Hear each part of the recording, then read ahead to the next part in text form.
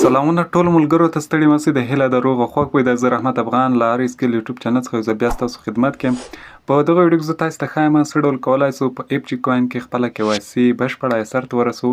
نو تاسو هم دغه ویډیو راسره تر پایه وګورئ. ډېره مهمه ویډیو ده چې ډېری ملګرو غوښتنه وه چې دوی څه ډول کولی سي خپله KYC بشپړه کړي. نو که چېرته تاسو الکترونیکي تذکره لرئ تاسو کولی سئ ډېر په اسانۍ سره دغه KYC بشپړه کړئ.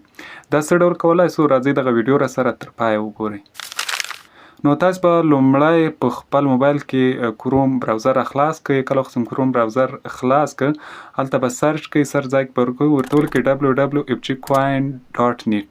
نو دا به ورته سرچ کړئ. کله خو سرچ کړئ دا ډول صفحه راوخلي، مینو 3 ډاټ باندې به کلیک واخلئ او بیا به لاګین برخې ته راسئ. کله خو لاګین باندې کلیک ورته واخیستل دلته به خپل پاسورډ سیټ کړئ او ساین ان باندې به کلیک واخلئ.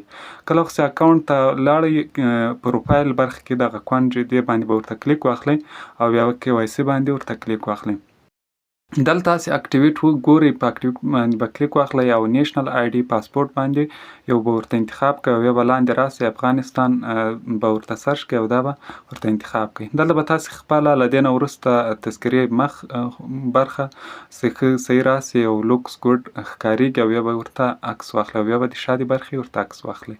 نو په دې ډول به تاسو د شا برخه هم مکمل په دغه سکرین کې راولئ تر څو په صحیح ډول یې عکس واخلئ. له دې نه وروسته تاسې د مخ سکین ورکوئ. لومړی باید کمرې ته مخامخ وګورئ.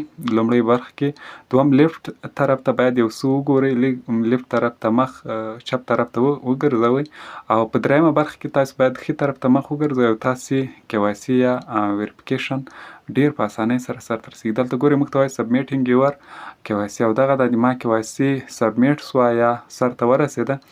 ما ته وایي چې تاسو ته به ډېر ژر د ویریفیکیشن هغه نوټیفیکیشنز دغه تاسو ته راورسیږي. نو په دې طریقه تاسو کولی سئ خپل KYC بشپړ کړئ. دا ډېر زیات مهمې دي ځکه کله وخت تاسو KYC بشپړ کړئ تاسو ته هلته اکسټرا پوینټ درکوي او تاسو ته په ویډرا کې ډېره اسانتیا رامنځته کېږي. نو کوښښ وکړئ ټول خپل KYC بشپړې کړئ ځکه دا یو ډېر مهم پلیټفارم ده او ډېر یو ګټور پلیټفارم ثابت شوی ده. نو ټول کوښښ وکړئ خپل KYC په همدغه طریقه بشپړې کړئ.